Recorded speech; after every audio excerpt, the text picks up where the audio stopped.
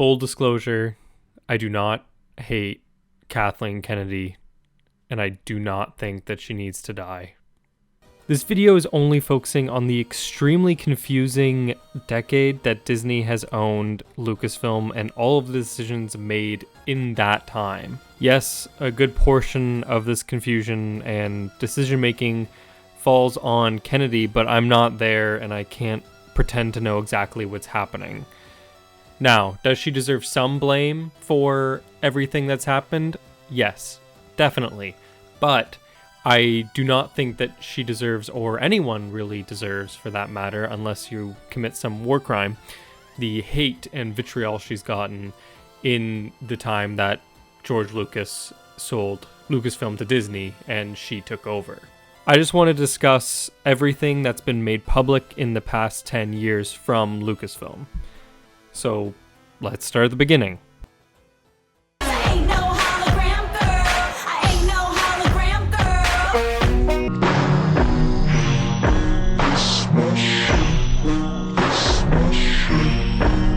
George Lucas sold his production company back in November 2012, which probably had a lot to do with the financial failure of Red Tails and the public backlash he got from the media and fans. And since then, they've been pumping out Star Wars content left and right. 5 live action movies, 5 live action TV shows, and multiple animated shows on Disney XD and Disney+. There's also been a 5th Indiana Jones movie and a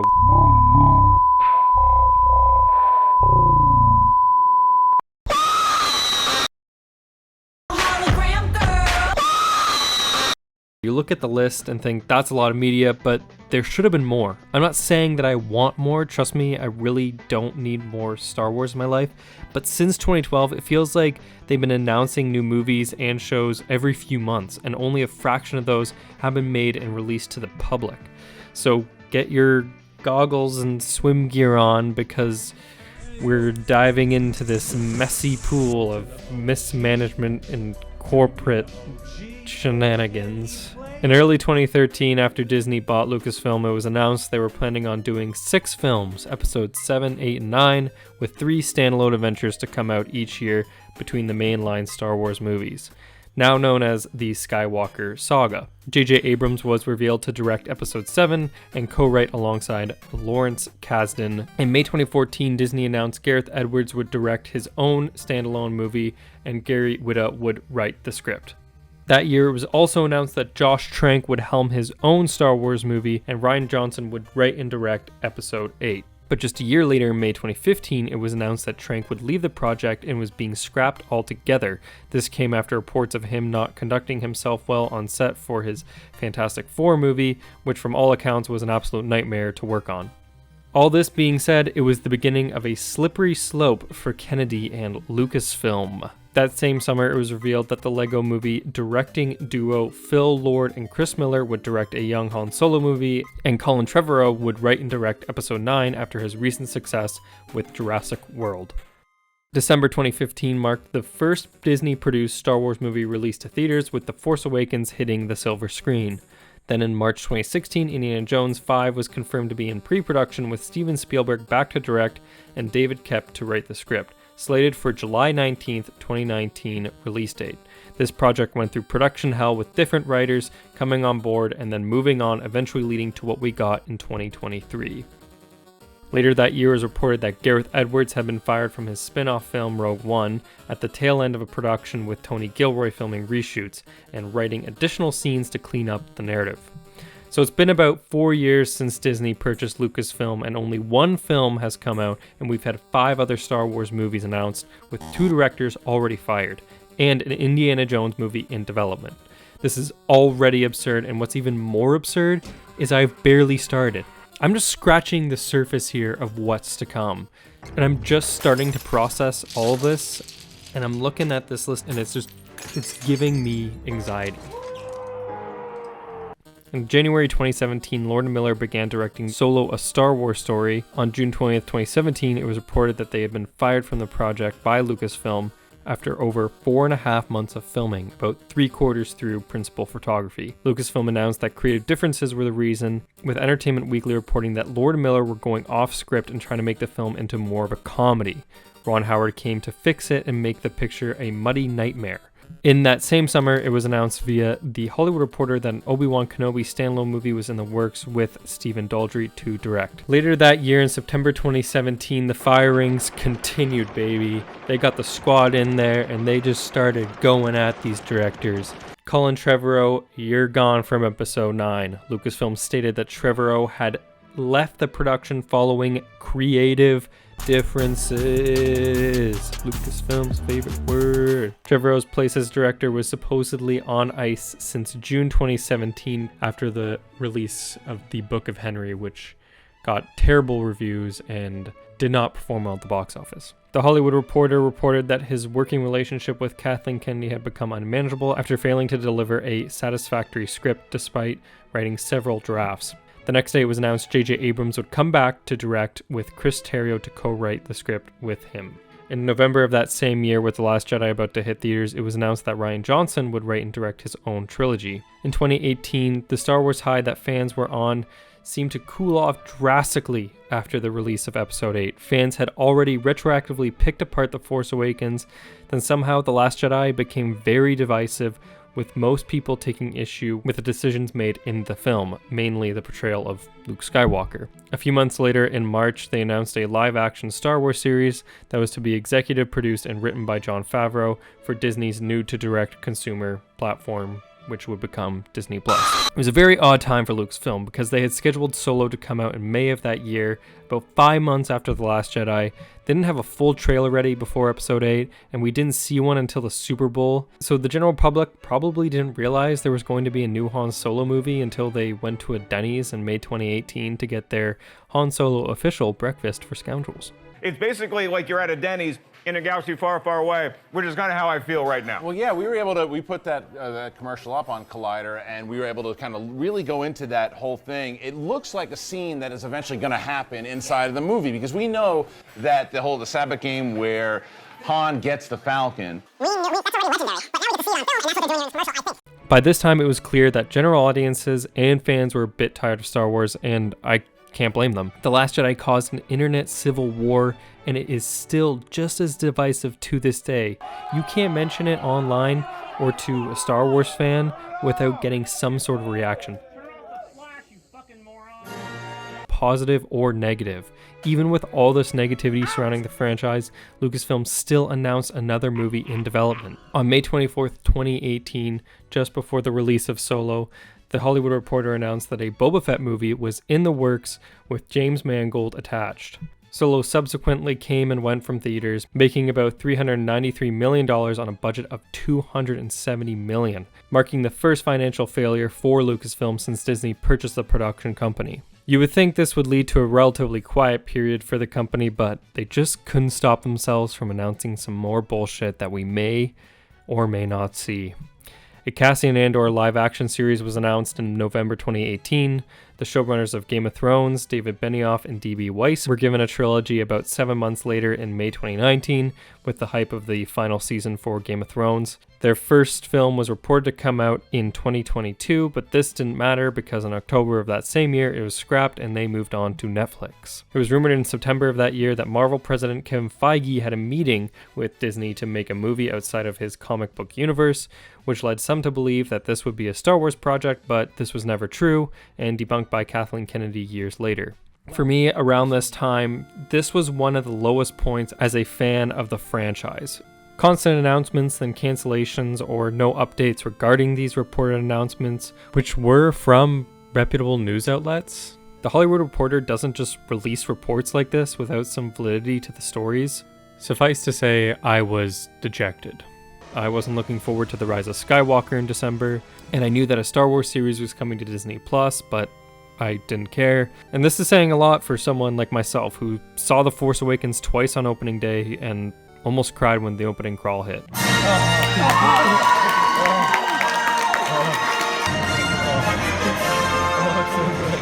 Star Wars was no longer special. This business side became so transparent, you couldn't go online without seeing some hateful shit about The Last Jedi or any of the new movies for that matter. The Mandalorian came out in November and it was a massive hit, mostly because of Baby Yoda.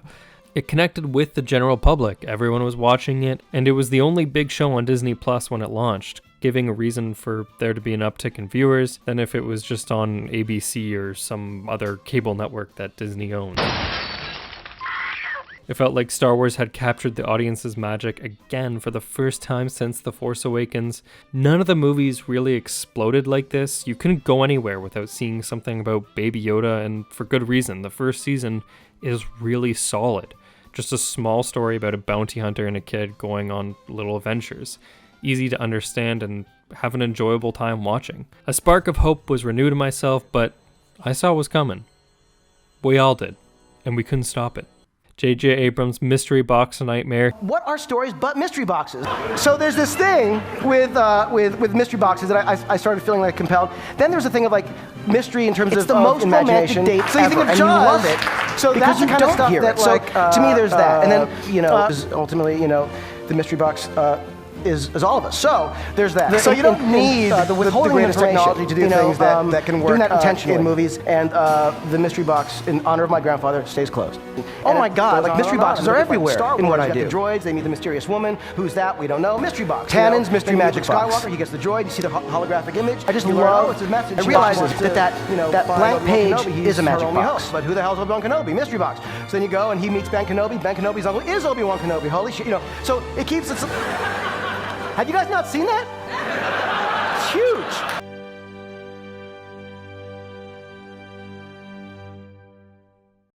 Hit theaters just a month later, concluding the sequel trilogy and the Skywalker saga. It was panned critically, but fans seemed to like it at release as it made $1 billion on an insane budget of $416 million. After this, there were no new Star Wars movies in the future. Indiana Jones 5 was apparently still on the way with a new release date for 2021, but Spielberg stepped down as director in February 2020. Oh wait, what did I just say about Star Wars movies? Here you go, J.D. Dillard and Matt Owens, you fine gentlemen, get a movie as well. In March, Lucasfilm announced the coronavirus pandemic. Then in May of that same year, James Mangold takes over for Spielberg on the Hat Whip Guy movie, pushing it back to 2023. Later that year, Season 2 of The Mandalorian hits the streaming service, and it's still a massive hit. Bigger than the first season because what the hell else were we going to do during a pandemic than just stay at home and watch some goofy space shit? But December 2020 is when shit gets absolutely nutty. At a Disney shareholder meeting, Kathleen Kennedy announced a Lando series with Justin Simeon involved, An irresistible swagger. Rogue Squadron with Patty Jenkins, untitled project from Taika Waititi, Rangers of the New Republic, Ahsoka, further proof that Andor is actually happening, Obi-Wan Kenobi series with Ewan McGregor and Hayden Christensen returning, Acolyte, more animated shows, confirmation that Indiana Jones 5 is in development hell, and a Willow sequel series that surely will never be lost in the abyss. This was exciting to some, but not for me. I was disappointed. They announced all of this in the middle of Mandalorian Season 2's airing, and it all just felt so cynical again. I understand, Star Wars is a business and it's run by a big corporation, but I knew we would never see half of these, and whatever goodwill that The Mandalorian had gained was lost that day. Everything in Season 2 was just there to set up a new series, and it was no longer just about two characters exploring the universe. The money train keeps rolling as we hit 2021, and around this time, Kathleen Kennedy was making it clear that Star Wars was focusing on TV series and not on the big screen. Out of the 5 movies they made, only 3 were truly successful, and one of the successful ones had a major drop-off in its second weekend, while also causing a civil war. Kennedy had already stated that character spin-off movies were done after Solo's box office failure, and with the world still in the middle of the pandemic, it made sense that they were focusing on streaming. I also think that they had no idea what they wanted to do for their next movie. They clearly didn't want to make one about a character, and I think they want their next movie to feel grand, like an event, but they can't do more episodic movies in the Skywalker saga, as they promoted The Rise of Skywalker as the final one. Don't get me wrong, they will almost certainly make an episode 10 at some point. It's just far too soon after episode 9, and the reception from critics and fans for the sequels was mixed at best. 2022 was a big year for Lucasfilm. They released the Book of Boba Fett, the Obi-Wan Kenobi limited series, Andor, and Willow. Along with the following reported news, Damon Lindelof writing a movie post Episode 9, and Sean Levy of Free Guy and the Night at the Museum movies, and a bunch of other crap that you probably saw when you were like a baby, is getting a movie of his own. J.D. Dillard lost his movie in the process. Now, in this year of 2023, it has been a flurry of Star Wars news and content once again. Mandalorian Season 3, the Ahsoka TV series, and Indiana Jones 5 have all been released, but Star Wars Celebration was when the real news hit. Charmin Obaid-Chinoy directing a Jedi Order movie with Daisy Ridley coming back. This was Damon Lindelof's movie, but he left the project right before Celebration. Stephen Knight replaces him on the script. Dave Filoni gets his own movie, which will be the culmination of all these series on Disney Plus surrounding the events of The Mandalorian. They are legitimately calling this the Mandoverse.